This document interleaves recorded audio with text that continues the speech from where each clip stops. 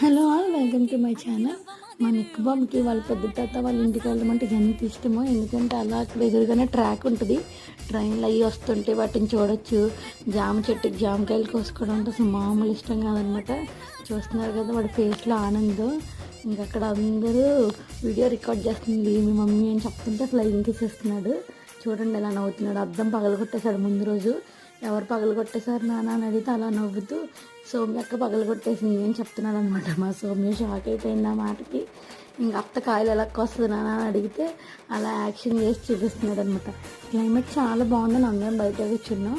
ఇంకా ఎదురుగా ఉన్న చెట్లన్నీ ఊగిపోతున్నాయి అంటే అదే చెప్తున్నాడు, ట్రీస్ ఇలా ఇలా ఊగిపోతున్నాయి అనేసి యాక్షన్ చేసి చెప్తున్నాడు. ఇంకా సౌమ్యతో ఫుల్గా ఆడేశాడు.